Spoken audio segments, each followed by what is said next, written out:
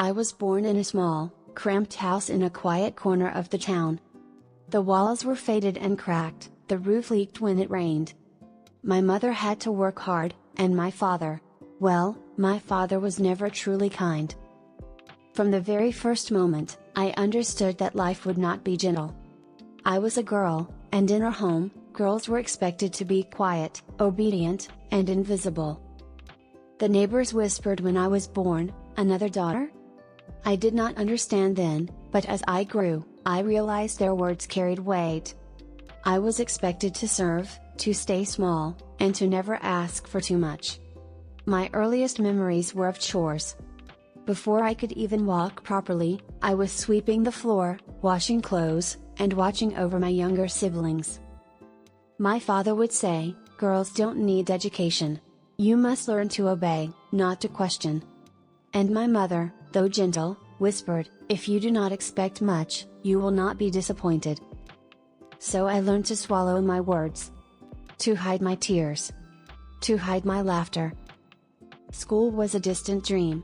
My brothers went, while I stayed home. When I asked once if I could go too, my father shook his head. "No, you must help at home. That is your duty." I nodded. I did not cry. I learned early, asking for what you want brings disappointment. Even as a child, I noticed the small injustices. When my brothers fell sick, the doctor came immediately. When I had a fever, I was told to rest in a corner and wait. I remember one winter evening, I was 7, shivering from the cold. I asked for a blanket, but my father said, "You are fine. Stop whining." I curled up in a thin shawl and pretended to sleep. I learned then that asking for help sometimes brought anger instead of comfort. There were little moments of happiness, though rare.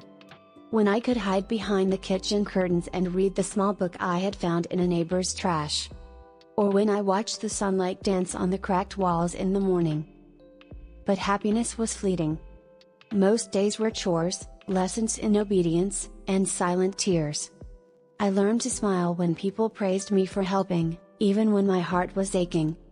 I had friends, though few. The other girls in the neighborhood teased me sometimes. "Why do you work so much? Why are you always tired?" I wanted to laugh, to shout, to tell them life wasn't fair. But I stayed quiet. And I noticed boys and girls in wealthier homes could play freely. I longed for a doll, a book, a day without work. But I learned to hide my desires, to survive quietly, and to dream secretly. My father was strict. A dropped plate, a spilled water jar, or even a question asked too loudly could earn me a scolding. Sometimes the words were harsh. "Girls like you are useless. Always slow, always clumsy." I remember sitting on the stairs after one such scolding, my eyes burning. I whispered to myself, "If I stay quiet, maybe one day I will be strong enough to survive."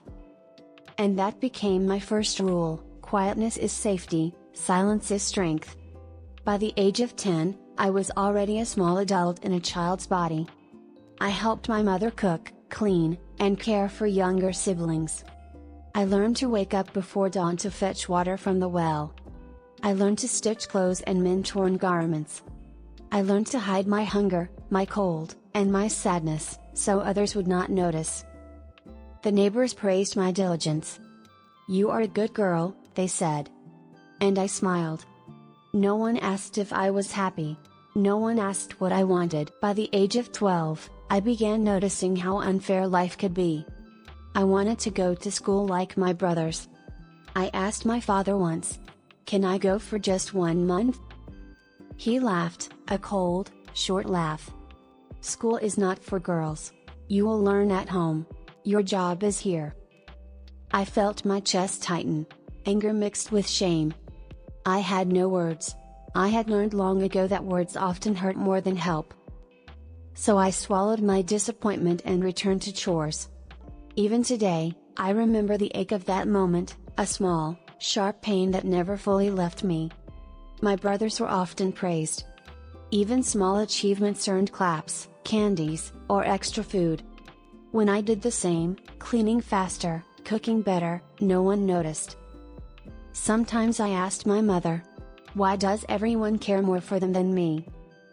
She only sighed softly and whispered, because life is not fair, my child, but we survive anyway. I learned then that love could be unequal and that survival often meant being unnoticed. Children in the neighborhood could be cruel. I was smaller than most girls my age, thinner from constant chores. They teased me mercilessly. Why are you always so tired? Why do you wear old clothes? I wanted to shout, to cry, to hit back, but I learned to endure. I walked home slowly, head down, dreaming of a place where I could be free.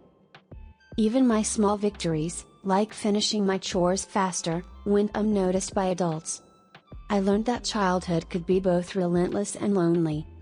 Even amid hardships, I found small escapes. I discovered a small creek behind our house, where the water sparkled in the sunlight. I would sit there, watching the ripples, imagining faraway lands. I found discarded books or magazines from neighbors and read them by candlelight. Stories of brave women, faraway cities, and endless possibilities filled me with hope. I imagined a life where I could speak freely, learn, and dream without fear. These small moments were precious. They gave me strength to face the relentless duties of home. By the age of 14, I was expected to do as much as an adult. I cooked meals for a large family. I washed clothes, scrubbed floors, and carried water from the well. I tended to younger siblings, sometimes at the cost of my own meals. Sometimes I wondered if childhood was only meant for my brothers. But then I reminded myself, quietness is safety, silence is strength. Even when my hands ached and my feet were sore, I never complained. It became a habit, a shield against the harsh words and scolding I had learned to expect. My father's words were like small knives, cutting into my confidence. Girls are weak, you will never amount to anything. Stop asking questions, or you'll be punished. And punishments were small but stinging, a harsh scolding, a chore repeated endlessly, or being sent to bed without dinner. I learned to hide my tears, often crying silently in corners or behind closed doors. I learned to pretend happiness even when my heart ached. I wanted to learn. I wanted to play. I wanted a life beyond chores, scolding, and endless tasks. Sometimes, I whispered to myself at night, maybe one day I will go somewhere far. Maybe one day I will be free. But I soon realized that dreams could be dangerous. They made me restless. They made me notice injustice more keenly. So I buried them deep, hiding them behind obedience and silence. By the age of 16, I was already preparing myself for adulthood. I cared for my younger siblings as if I were a second mother. I managed the household while my mother worked extra hours to earn money. I had learned to cook, sew, clean, and manage everything quietly. I accepted my fate. I accepted that life would demand sacrifices, and often, I would receive nothing in return. And yet, a small spark remained inside me. I hoped that one day, life might be kinder, or at least, someone might notice me. By 17, I had learned every corner of our small home. I knew where each broom, pot, and cloth was kept. I knew which words would anger my father and which would soften my mother. I knew how to smile even when my heart felt heavy. And yet, the outside world was just beginning to press its weight upon me. Neighbors whispered about marriage prospects. Some men and their families visited, looking at me as a possibility, not as a human being. I had no choice. My dreams of studying, of traveling, of seeing the world, they were fading. All that mattered was my duty, my usefulness, and my ability to remain silent. I remember the first time someone laughed at my hopes. I had told a neighbor's daughter that I wanted to learn to read stories from faraway lands. She laughed softly, covering her mouth. Why bother? Girls like us don't go anywhere. We stay here and work. Her words stung more than any punishment I had received from my father. For the first time, I realized that injustice was not always cruel, it could be quiet, accepted, and normalized. Even as I dreamed quietly, my daily responsibilities never stopped. I rose before dawn to fetch water. I baked bread, prepared meals, and mended torn clothes. I cared for siblings, tending to their needs before my own. Sometimes, I wanted to rest, to breathe, to laugh, but the house never allowed it. Even my mother, loving as she was, could not ease the relentless duties that fell on me. And slowly, I began to understand, life demanded sacrifice, and happiness was a luxury few could afford. Even outside the home, life was harsh. Other children, especially boys, mocked me for being small, quiet, and always working. Lazy? Or just weak? They sneered. Their laughter echoed in the empty streets, reminding me that I was different, not in a good way, but as someone to be pitied or ignored. At school, my attendance was rare. When I managed to go, the teacher scolded me for being too tired or unprepared. I learned that the world was indifferent to my struggles. And so, I adapted. I learned to disappear into shadows, to stay silent, to endure. By 18, I could see the truth clearly. My life was shaped not by my abilities, but by my gender. My brothers studied while I stayed home. My father praised obedience and silence, not intelligence or creativity. Society valued me only for my usefulness, not my dreams. I realized that life would never give me what I wanted unless I fought quietly, secretly, and within the narrow rules set for me. And so I learned the art of hiding hope and dreaming without being seen. Around this time, neighbors began asking me for help more often. Can you watch my baby for a few hours? Can you mend this shirt before tomorrow? Can you cook extra? We have guests coming. I said yes to everything. I had no choice. Helping others became both my duty and my identity. And I began to understand something painful. The world would expect everything from me, but rarely give anything in return. At 19, my parents began discussing marriage. The thought terrified me. I had spent my entire life caring for others, but never for myself. I had never learned what it meant to love freely or choose freely. And now, strangers would decide my future. The marriage discussions were quiet but firm. No more schooling. You must learn your duties as a wife, my father said.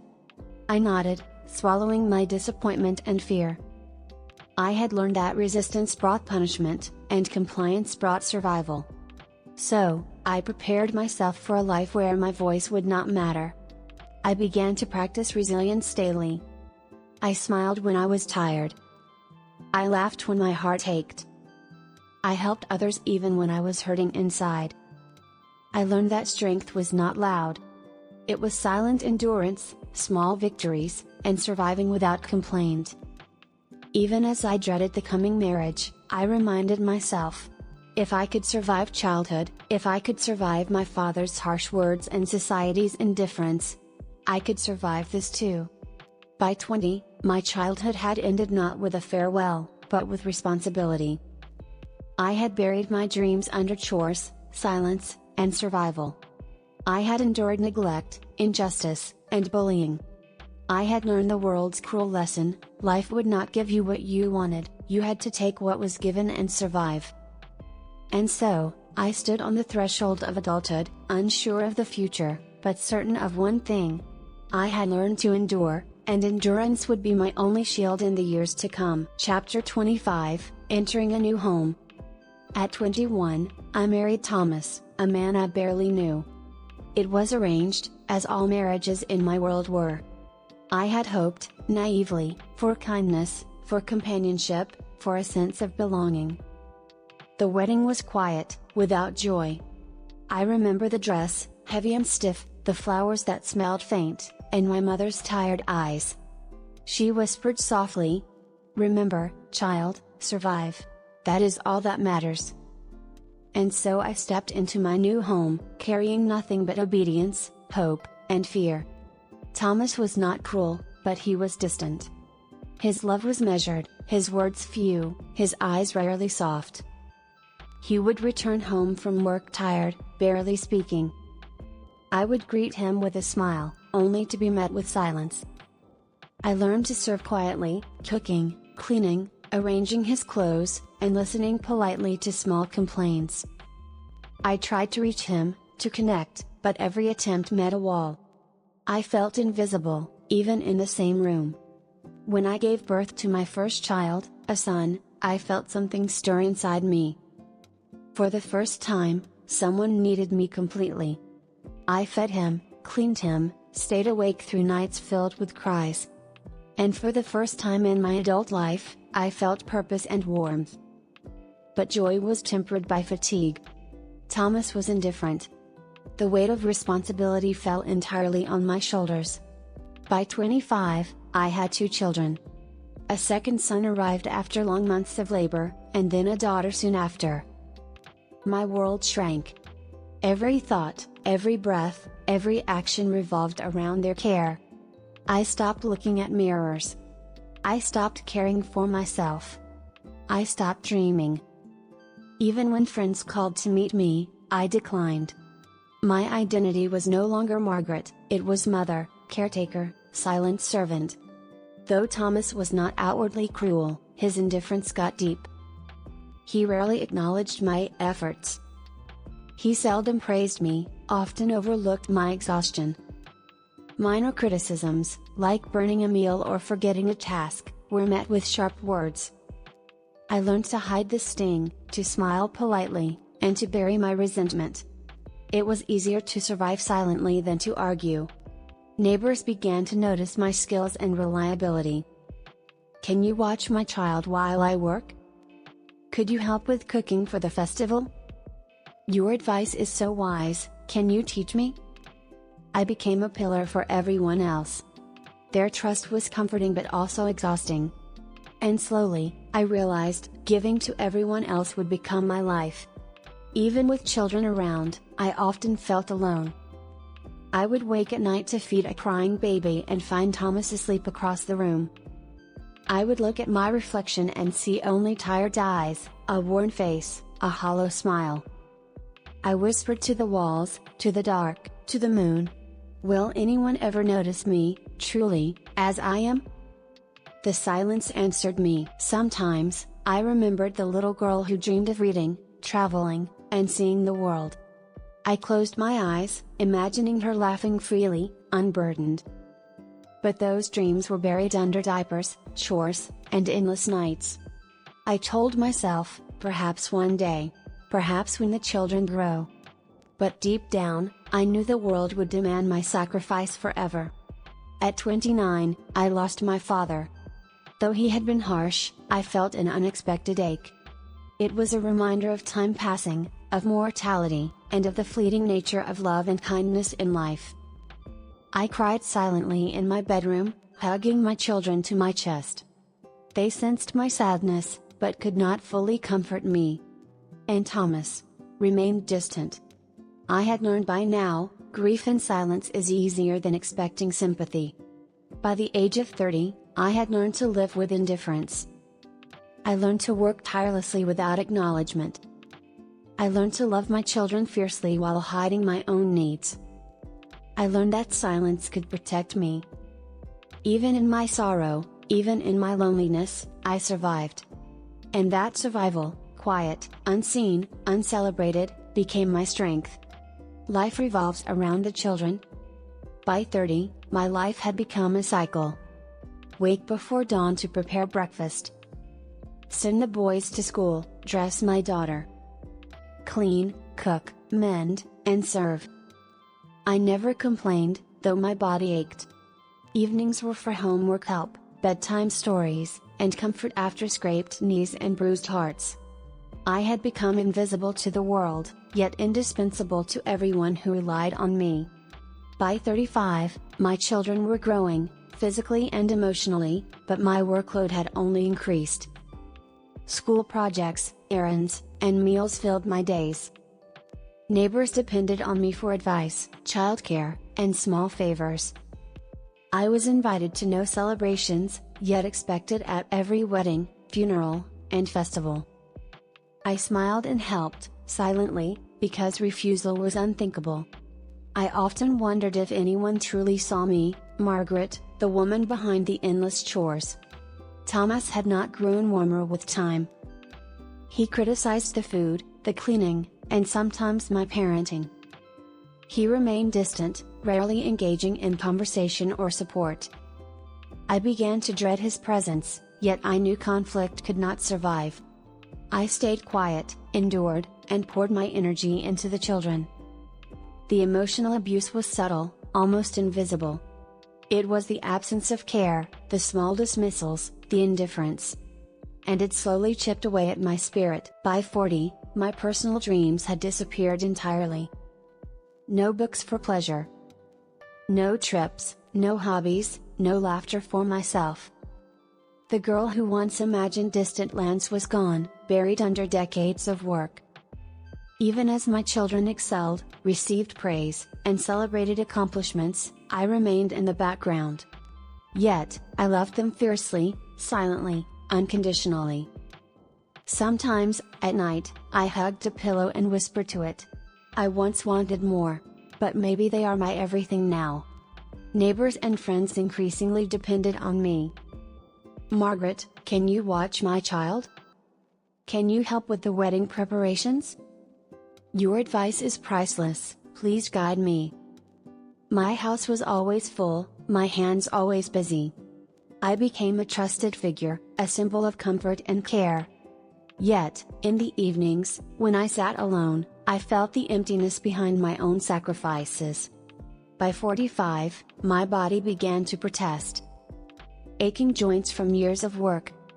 Weak eyes strained from sewing and cooking. Sleepless nights that had accumulated over decades. Yet, I did not rest. There was always more to do, someone to care for, someone depending on me. Weakness was not an option. I hid my pain, like I had hidden everything else. I had learned that personal suffering was invisible to the world, and it was easier to carry silently. Thomas's indifference had not lessened with time. He rarely engaged in family life, rarely noticed my fatigue. Sometimes, he would make a small complaint. Why is dinner late? Or why is the house messy? I smiled, nodded, and adjusted quietly. The emotional neglect was sharper than any harsh word. I realized that marriage, for me, was a series of silent sacrifices, without acknowledgement or appreciation. By 48, my daughter began to seek independence. She studied late, joined clubs, and had friends, leaving me behind. My sons were absorbed in their careers. Visits became infrequent, phone calls short. I reminded myself, this is success. They are thriving. But at night, I hugged a pillow, feeling the warmth of their childhood slowly slipping away. Life had taught me that society expected everything from women like me. Work endlessly. Give endlessly. Sacrifice endlessly. But there was no celebration of this effort. No recognition of years spent caring for family, community, and home. The injustices were quiet, pervasive, and deeply emotional. I often cried silently, not for myself, but for the realization that life rarely notices the sacrifices of women. By 60, my house was quieter. The children had grown, moved away, and started their own lives. The laughter that once filled the walls was gone, replaced by a hollow stillness. I walked through empty rooms, noticing the small things. A chair that had once held my daughter. A crib that had long been empty.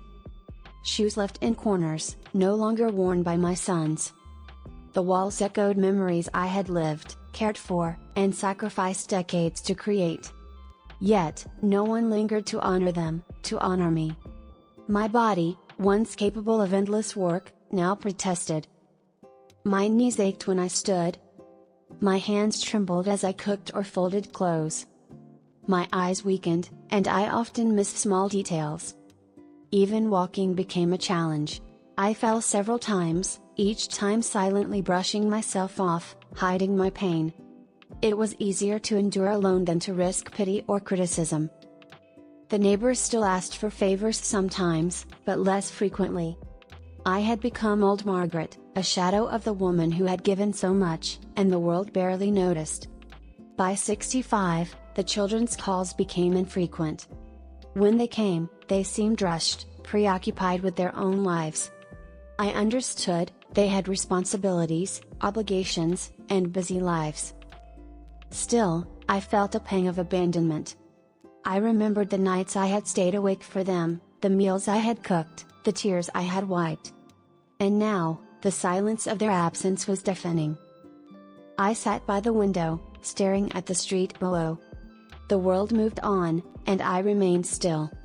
The woman who had survived so much, loved so fiercely, and given endlessly, now felt invisible.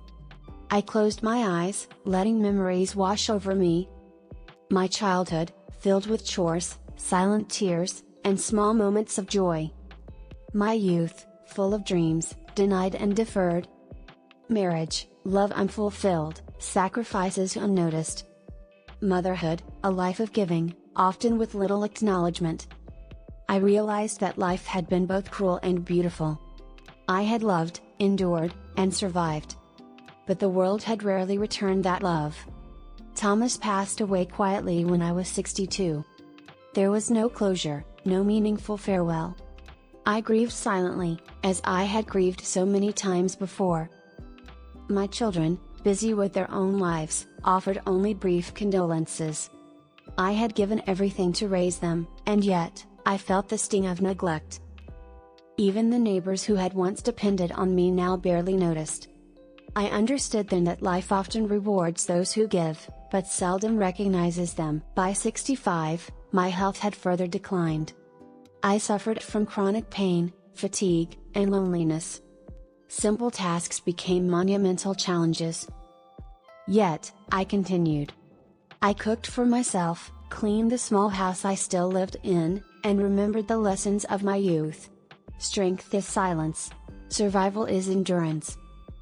But now, silence felt heavy. Endurance felt like an unending burden. I often sat alone, reflecting. Had I lived for myself? Had my sacrifices meant anything? Did anyone truly see me? The answers were quiet, almost non-existent. I had given everything, to my family, to the community, to life itself. And now, in the stillness of my old age, I wondered if it had been enough. By 70, I was completely alone. The children had their own families, their own responsibilities. Thomas was gone. Neighbors had moved or forgotten my existence.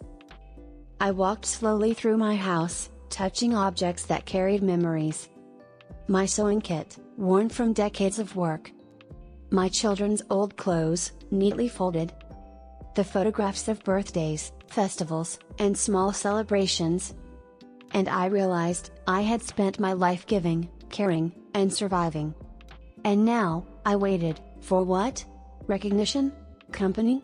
Love? None came. One night, I sat in my old chair, feeling the weight of 70 years on my shoulders. I whispered to the darkness. I lived for everyone. I gave everything. Was it enough? No answer came, only the quiet hum of the night. I realized that life's beauty often hides behind sacrifice and pain. Sometimes, the ones who give the most are remembered the least. But still, I had lived, loved, and endured. And that was my story. I lay down in my small bed, closing my eyes. The aches, the loneliness, the silence, they all melted into sleep. I dreamed, not of regret, but of the little girl I had once been. The girl who had hoped. The girl who had survived. The girl who had loved deeply.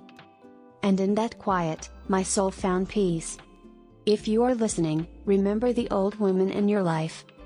They may not ask for help. They may not complain. They may endure silently.